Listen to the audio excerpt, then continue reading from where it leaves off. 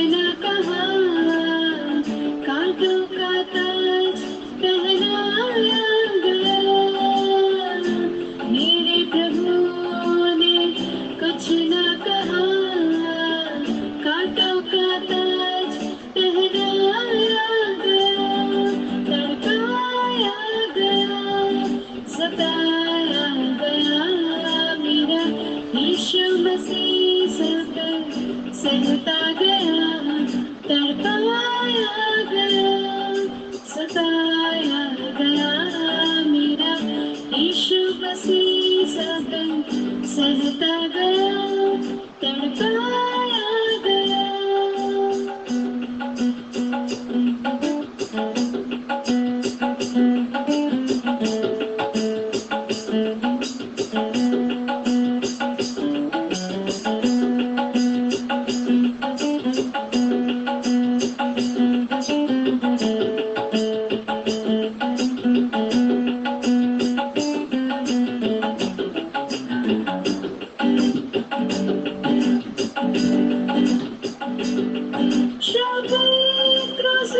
गया।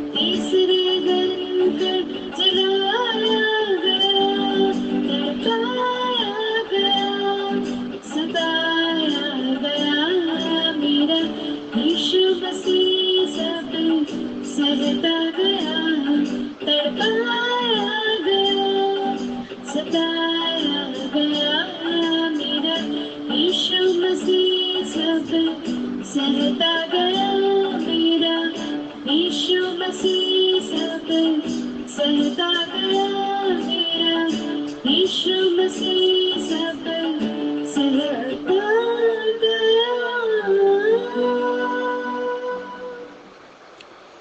खुदा प्रभु यीशु मसीह सब कुछ सहता गया आपके और मेरे लिए। उसने क्रूस पर सहा ताकि हमको छुटकारा मिले। और हम जानते हैं कि परमेश्वर ने, खुदा ने आदम से वाचा बांधी, नूह से वाचा बांधी, अब्राहम से वाचा बांधी, मूसा से वाचा बांधी, पैलेस्टाइन से वाचा बांधी, दाऊद से वाचा बांधी, और उसने नई वाचा आपसे और मेरे से बांधी है। जैसे हम देखते हैं उत्पत्ति की किताब 6:18, परमेश्वर ने नूह से वाचा बांधी।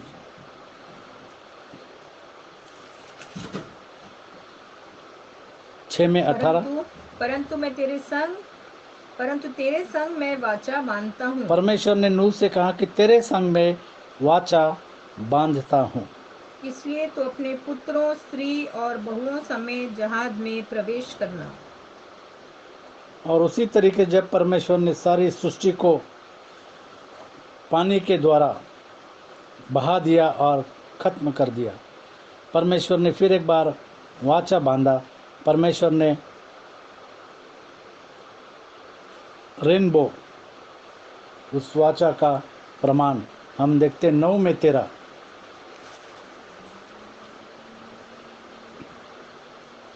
मैंने बादल में अपना धनुष रखा है। और परमेश्वर कहता है कि बादल में अपना धनुष रखा है, धनुष बाण, वो मेरे और पृथ्वी के बीच में वाचा का चिन्ह होगा। मेरे और पृथ्वी के बीच में वाचा का चिन्ह होगा। और आज तक वो वाचा का चिन्ह हम देखते हैं। जैसे कि हम जानते हैं कि सारे जो साइंटिस्ट वो कहते हैं कि अब की दुनिया जो है वो पानी से जाएगी, लेकिन परमेश्वर के वचन के द्वारा लिखा हुआ है कि अब की दुनिया जो है वो आग से भस्म होगी। और परमेश्वर ने जब पानी से दुनिया का नाश किया था तो धनुष को वाचा के तहत उसने रखा। फिर अब्राहम से परमेश्वर ने वाचा बांधी 17:13, जो तेरे घर में उत्पन्न होगा, अर्थात तेरे रूपे से मोल लिया जाए, उसका खतना अवश्य ही किया करना। इस प्रकार मेरी वाचा जिसका चिन्ह तुम्हारी देह में होगा वह युग युग रहेगी। वह युग युग रहेगी, परमेश्वर कहता है। और वाचा का संदूक इज़राइल के बच्चे लेकर के घूम रहे थे। गिनती 10:33, गिनती की पुस्तक 10:33, वाचा का संदूक वो लेकर के हमेशा जाते थे। हम इस फिर बात को जानते इस्राएलियों हैं। ने यहोवा के पर्वत से प्रस्थान करके 3 दिन की यात्रा की, और उस तीनों दिनों के मार्ग में यहोवा की वाचा का संदूक उनके लिए विश्राम का स्थान ढूंढता हुआ उनके आगे आगे चलता रहा। वाचा का संदूक उनके आगे आगे चलता रहा और उनकी अगुवाई करता रहता। भजन संहिता 103, 17 और 18, भजन संहिता 103 में 17 और 18।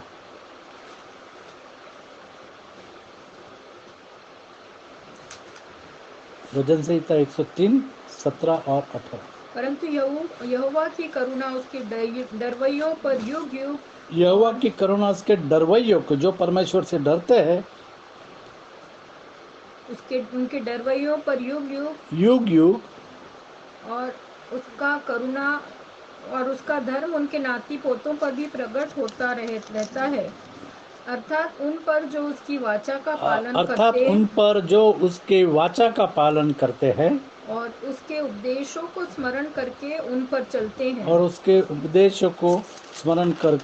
उस पर चलते हैं। जैसे परमेश्वर की वचन, उसकी विधियाँ, उसकी वाचा, उसका नियम, उसकी व्यवस्था, उसके न्याय और उसके उपदेश को लेकर के हमको चलना है। उसका वचन, उसकी विधियाँ, उसकी वाचा, उसका नियम, उसकी व्यवस्था, न्याय और उपदेश हमको मानना है। जैसे हम नई वाचा के बारे में पढ़ते हैं इब्रानियों की पुस्तक 8 में 8 से 13 तक, 8 में 8 से 13 तक। पर वह उन पर दोष लगाकर कहता है कि प्रभु कहता है, देखो वे दिन आते हैं कि मैं इज़राइल के घराने के साथ और यहूदा के घराने के साथ नई वाचा बांधूंगा। परमेश्वर कहता है कि मैं नई वाचा बांधूंगा। 9 यह उस वाचा के समान न होगी जो मैंने उनके बाप दादों से, जैसे हम जानते हैं कि बाप दादों से, जैसे आदम, नूह, अब्राहम, मूसा, पैलेस्टाइन और दाऊद से वाचा बांधी थी। और परमेश्वर कहता है कि यह उस वाचा के समान न होगी जो मैंने उनके बाप दादों के साथ उस समय बांधी थी, जब मैं उनका हाथ पकड़कर उन्हें मिस्र देश से निकाल लाया, क्योंकि वे मेरी वाचा पर स्थिर न रहे। क्योंकि वे मेरे वाचा पर स्थिर न रहे, इसलिए मैंने उनकी सुधि न ली। प्रभु यही कहता है। फिर प्रभु कहता है कि जो वाचा मैं उन दिनों में के बाद इज़राइल के घराने के जो साथ वाचा मैं बांधूंगा, उन दिनों के बाद, मतलब अभी नई वाचा उन दिनों के बाद इज़राइल के घराने के साथ बांधूंगा, इज़राइल के घराने के साथ में वाचा बांधूंगा। वह यह है कि मैं अपनी व्यवस्था को उनके मनों में डालूंगा अपनी व्यवस्था को उनके मनों में डालूंगा और उसे उनके हृदयों पर लिखूंगा और उनके हृदयों पर लिखूंगा, परमेश्वर कहता है। और मैं उनका परमेश्वर ठहरूंगा और वे मेरे लोग ठहरेंगे। और वे मेरे लोग ठहरेंगे। और हर एक अपने देश वाले को और अपने भाई को यह शिक्षा न देगा कि तू प्रभु को पहचान, क्योंकि छोटे से बड़े तक सब मुझे जान लेंगे। अब वो समय आता है कि सब प्रभु यीशु मसीह को जान लेंगे, क्योंकि मैं उनके अधर्म के विषय में दयावंत हूँगा और उनके पापों को फिर स्मरण न करूँगा।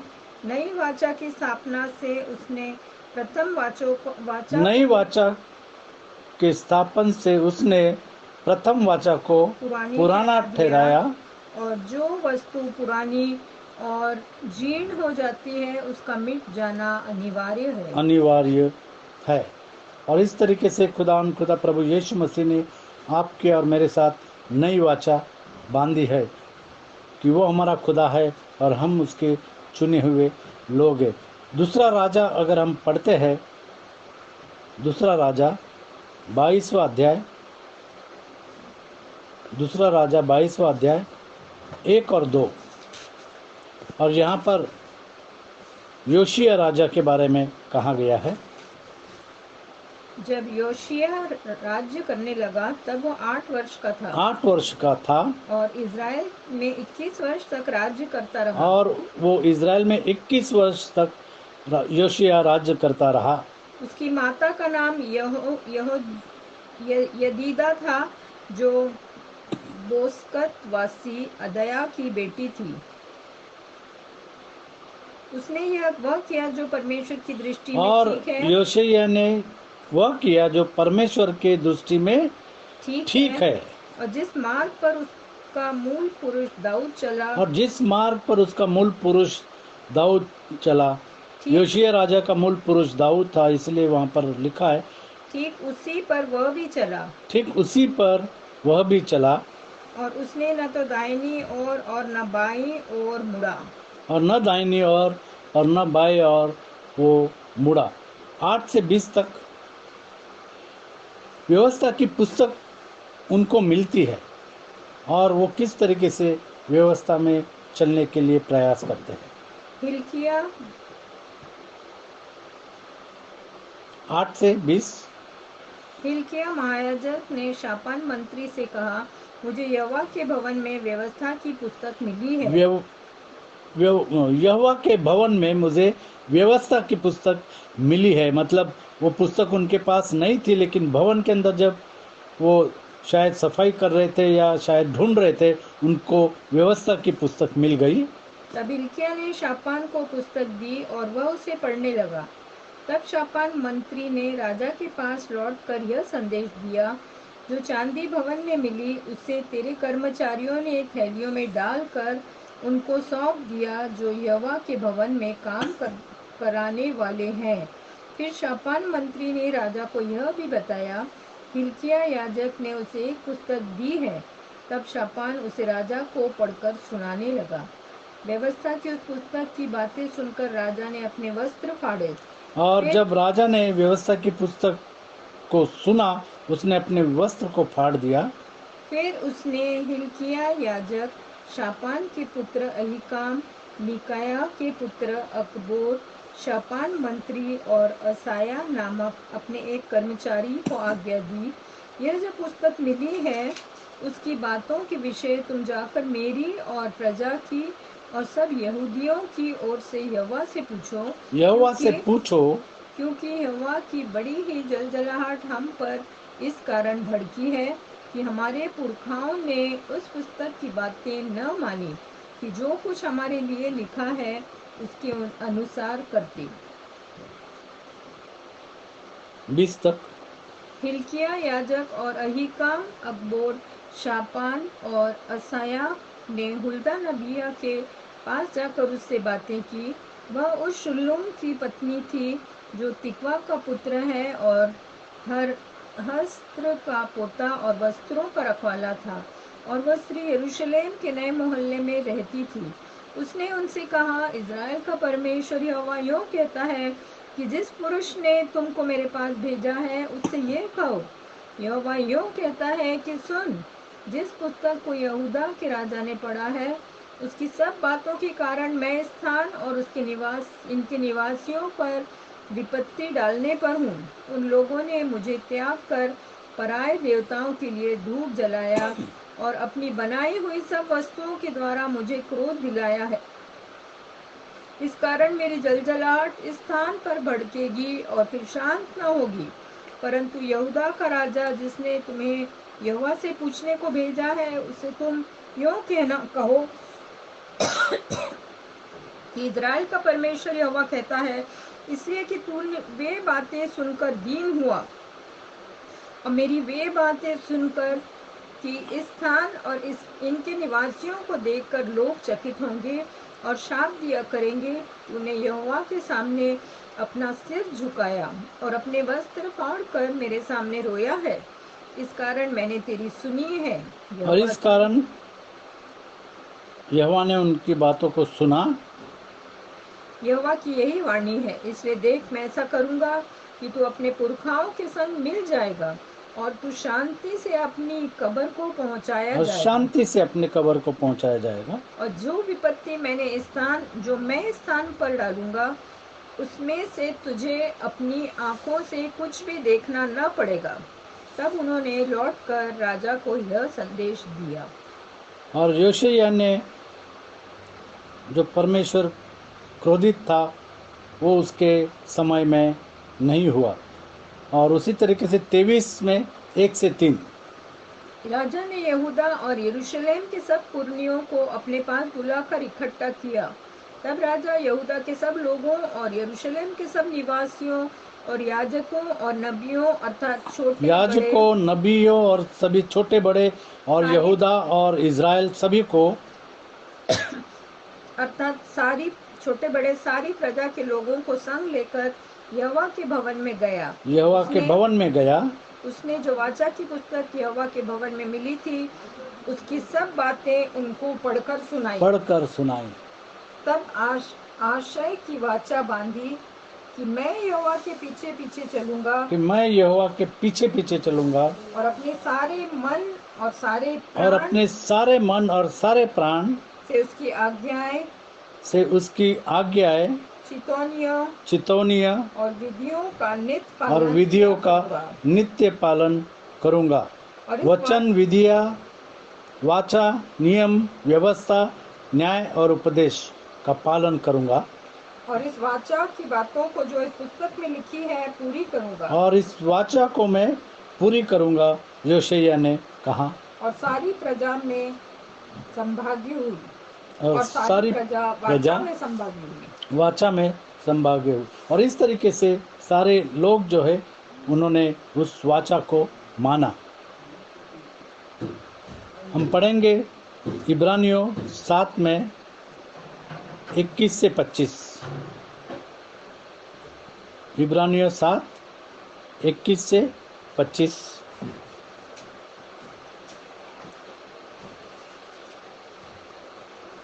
खुदा प्रभु यीशु मसीह कहता है कि ये मेरा नई वाचा का लहू है।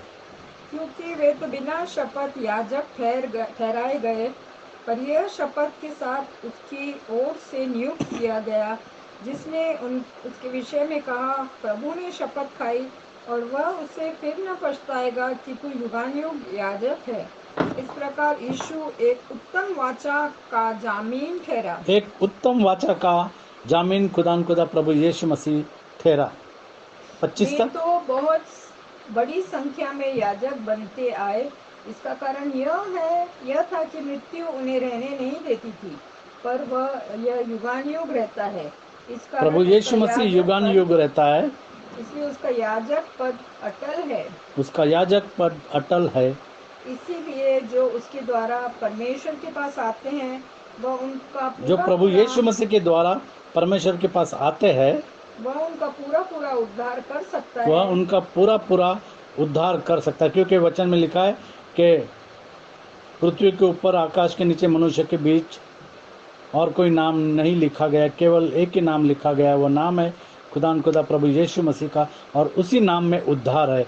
और यीशु मसीह केवल उद्धार कर सकता है, क्योंकि वह उनके लिए विनती करने को सर्वदा जीवित है। सर्वदा जीवित है। खुदा प्रभु यीशु मसीह सर्वदा जीवित है। खुदा प्रभु यीशु मसीह आपके मेरे लिए मारा गया, गाड़ा गया, तीसरे दिन मुर्दों में से जी उठा, उसकी कब्र खाली है और उसने मौत के डंक को तोड़ दिया। वो जीवित परमेश्वर है, जीवितों का परमेश्वर है, और उसका वचन जीवित है। और वह वचन, वो आज्ञा, वह विधिया, वह नियम, व्यवस्था, न्याय, उपदेश हमारे साथ है। 9 में 15 से 22। इब्रानियों 9 में 15 से 22। इसी कारण वह नई वाचा का मध्यस्थ है। वह नई वाचा का मध्यस्थ है। प्रभु यीशु मसीह नई वाचा का वह मध्यस्थ है, ताकि उसकी मृत्यु के द्वारा जो पहली वाचा के समय के अपराधों से छुटकारा पाने के लिए हुई है, बुलाए हुए लोग प्रतिज्ञा के अनुसार अनंत मीरास को प्राप्त करेंगे। उस वाचा के द्वारा अनंत मीरास को प्राप्त करेंगे। क्योंकि जहाँ वाचा बांधी गई है, वहाँ वाचा बांधने वाले की मृत्यु को समझ लेना भी अवश्य है, क्योंकि ऐसी वाचा मरने पर पक्की होती है। मरने पर पक्की होते हैं। और जब तक वाचा बांधने वाला जीवित रहता है, तब तक वाचा काम की नहीं होती। इसलिए पहली वाचा भी बिना लहू के नहीं बांधी गई, क्योंकि जब मूसा सब लोगों को व्यवस्था की हरेक आज्ञा सुना चुका, उसने बछड़ों और बकरों का लहू लेकर पानी और लाल ऊन और धूपा के साथ उस पुस्तक पर और सब लोगों पर छिड़क दिया और कहा, यह उस वाचा का लहू है जिसकी आज्ञा परमेश्वर ने तुम्हारे लिए दी है। और इसी रीति से उसने तंबू और सेवा के सारे सामान पर लहू छिड़का। सच तो यह है कि व्यवस्था के अनुसार प्राय सभी वस्तुएं लहू के द्वारा शुद्ध की जाती हैं, और बिना लहू बहाए पापों की क्षमा नहीं होती।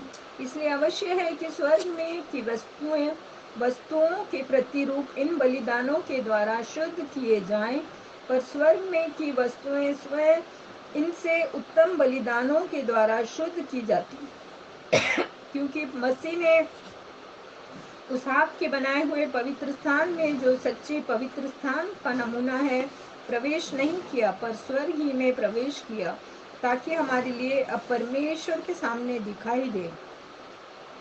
यह नहीं कि वह अपने आप को बार बार चढ़ाए, जैसा कि महायाजक प्रतिवर्ष दूसरे का लहू लिए पवित्र स्थान में प्रवेश किया करता है। नहीं तो जगत की उत्पत्ति से लेकर उसको बार बार दुख उठाना पड़ता, पर अब युग के अंत में वह एक ही बार प्रकट हुआ है। प्रभु यीशु मसीह एक ही बार प्रकट हुआ है ताकि अपने ही बलिदान के द्वारा अपने ही बलिदान के द्वारा पाप को दूर कर दे। पाप को दूर कर दे। और जैसे मनुष्यों के लिए एक बार मरना और उसके बाद न्याय का होना नियुक्त है, वैसे ही मसीह भी बहुतों के पापों को उठा लेने के बहुतों लिए के पापों को उठा लेने के लिए एक बार बलिदान हुआ। एक बार बलिदान हुआ। और जो लोग उसकी बाट जोते हैं, और जो लोग प्रभु यीशु मसीह की बाट जोते हैं, उनके उद्धार के लिए दूसरी बार बिना पाप उठाए हुए दिखाई देगा। तड़पाया गया, मारा गया और तीसरे दिन मुर्दों में से जी उठा। 10 में 16 से 25, इब्रानियों 10 16 में 25। प्रभु कहता है कि जो वाचा मैं उन दिनों में के बाद उनसे बांधूंगा, वह यह है कि मैं अपने नियमों को उनके हृदय पर लिखूंगा, जैसा कि और मैं उनके विवेक में डालूंगा। फिर वह यह कहता है, मैं उनके पापों को और उनके अधर्म के कामों को फिर कभी स्मरण न करूंगा। और जब इनकी क्षमा हो गई है, तो फिर पाप का बलिदान नहीं रहा। इसलिए हे भाइयों, जब हमें यीशु के लहू के द्वारा उस नए और जीते मार्ग में पवित्र स्थान में प्रवेश करने का याग हो गया है, जो उसने पर्दे अर्थात शरीर में से होकर हमारे लिए अभिषेक किया है, और इसलिए कि हमारा ऐसा महायाजक है जो परमेश्वर के घर का अधिकारी है, तो आओ हम सच्चे मन और पूरे विश्वास के साथ और विवेक का दोष दूर करने के लिए हृदय पर छिड़काव लेकर और देह को शुद्ध जल से धुलवा कर मतलब प्रभु यीशु मसीह के नाम का बपतिस्मा लेकर के परमेश्वर के समीप जाए, क्योंकि बगैर हम बपतिस्मा के परमेश्वर के समीप नहीं जा सकते। अगर हमको परमेश्वर के राज में जाना है, तो हमको प्रभु यीशु मसीह के नाम का बपतिस्मा लेना है और पवित्र आत्मा का दान पाना है, तब हम परमेश्वर के राज में प्रवेश कर सकते हैं।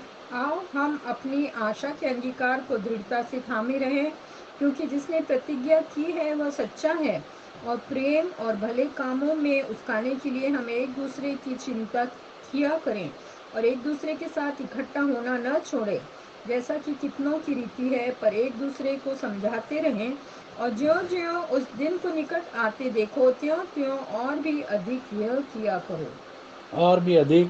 किया करो।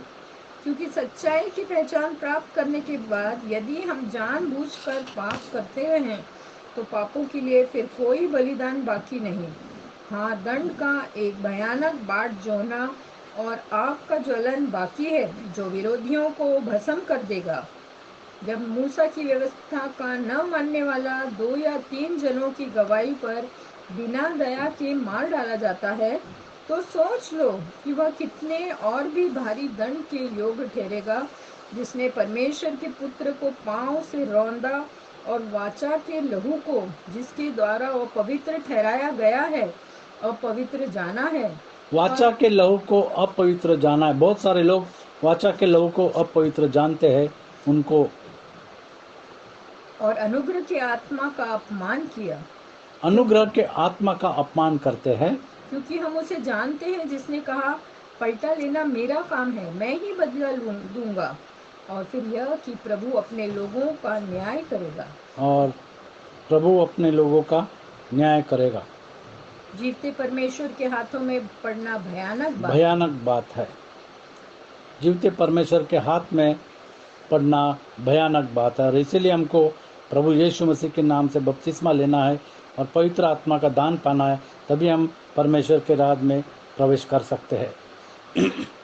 13 में 20 और 21, इब्रानियों 13 20 में 21। अब शांतिदाता परमेश्वर, जो हमारे प्रभु यीशु को, जो भेड़ों का महान रखवाला है, सनातन वाचा के लहू के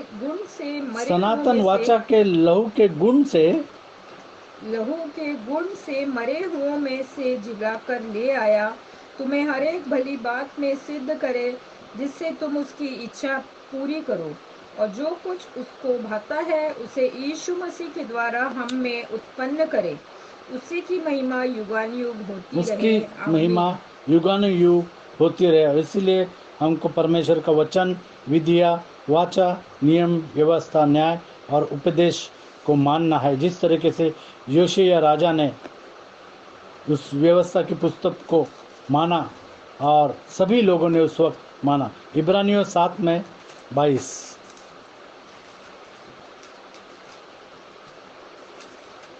इब्रानियों 7 में 22।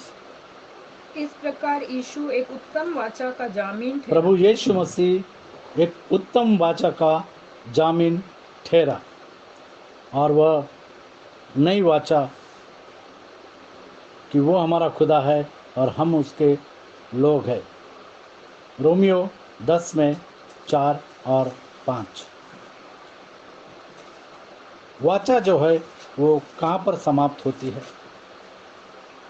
क्योंकि हर एक विश्वास करने वाले के लिए धार्मिकता के निमित्त मसीह व्यवस्था का अंत है। मसीह व्यवस्था का अंत है। प्रभु यीशु मसीह व्यवस्था का अंत है। इस बात को हमको जानना है। कि मूसा ने यह लिखा है कि जो मनुष्य उस धार्मिकता पर जो व्यवस्था से है चलता है वह उसी में जीवित रहेगा, परंतु जो धार्मिकता विश्वास से है वह यूं कहती है, तो अपने मन में यह न कहना कि स्वर्ग पर कौन चढ़ेगा, अर्थात मसीह को उतार लाने के लिए, या अधोलोक में कौन उतरेगा, अर्थात मसीह को मरे हुए में से जिलाकर ऊपर लाने के लिए। परंतु वह क्या कहती है कि वचन तेरे निकट है, तेरे मुंह में और तेरे मन में है। वचन हमारे मन में है, हमारे निकट है। उसकी विधियाँ, उसका वाचा, नियम, व्यवस्था, न्याय और उपदेश हमारे मन में है, रहना चाहिए।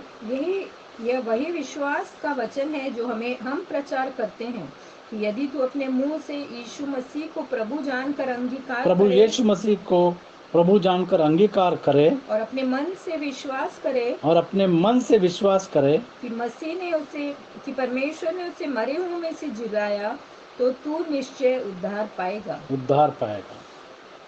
विश्वास सुनने से और सुनना मसीह के वचन से होता है, और इसलिए ज़रूरत है कि हम वचन पर, विधियों पर, वाचा पर, नियमों पर, व्यवस्था पर, न्याय पर और उपदेश पर चले। क्योंकि धार्मिकता के लिए मन से विश्वास किया जाता है और उद्धार के लिए मुंह से अंगीकार किया जाता है। क्योंकि पवित्र शास्त्र यह कहता है, जो कोई उस पर विश्वास करेगा वह लज्जित न होगा। जो कोई उस पर विश्वास रखेगा और उसके नाम से बपतिस्मा लेगा वह कभी भी लज्जित न होगा।